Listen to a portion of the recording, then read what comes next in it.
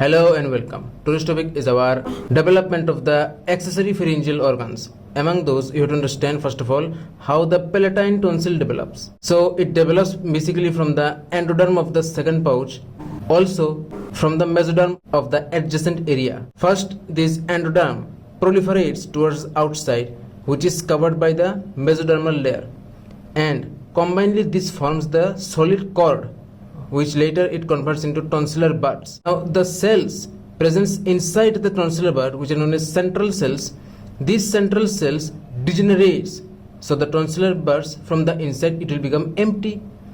Now these hollow tonsillar buds converts into tonsillar crypts. Now within 3rd to 4th month of intrauterine life, what happens? Lymphocyte aggregates outside of this mesodermal layer, and this converts into, or it forms, lymphatic follicles. Outer mesodermal cells condense or accumulates together and forms a external covering or capsule of tonsil, and the remaining part of the second pharyngeal pouch becomes the tonsillar fossa. Okay, so that's how we are getting the palatine tonsil. Same to same, other adjacent tonsils also develops, which I will talk about later, not now. Now the second topic, how the parathyroid gland develops. Okay, see, we have two sets of parathyroid gland. One is two superior, another is two inferior. Two superior parathyroid glands develops or derives from the 4th pharyngeal pouch, and two inferior parathyroid gland derives from the 3rd pharyngeal pouch. Both sets of parathyroid gland separates from the pharynx or loses contacts with the pharynx and gets inside of the thyroid gland and acts separately. That's it. Now next topic is our development of the thymus gland.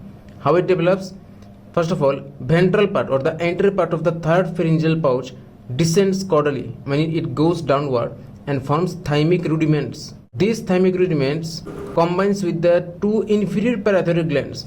Now together both descends caudally, I mean it goes more downward and ultimately lose contacts with the pharynx. Now after a few days, this thymic rudiment separates from the inferior parathyroid gland. After a few days, from the 3rd pharyngeal pouch, endodermal layer creates cytoreticulum and the Hassel's corpuscle of thymus gland. After this, lymphocyte migrates from the bone marrow and enters or infiltrates the thymic rudiment. Now all this structure together forms the thymus gland. How our thyroid gland develops? See, thyroglossal ducts, which I talked about in my earlier videos, you can check those. The thyroglossal ducts, only the distal part, it bifurcates and grows downward, grows caudally. Now this bifurcation gives right side, left side lobes. Now these right side and left side lobe converts into follicles of thyroid. Okay, and the anterior, the ventral part of the 4th and 5th pharyngeal pouch converts into ultimobranchial body. What is ultimobranchial body? I already talked about in my earlier videos, you can check those.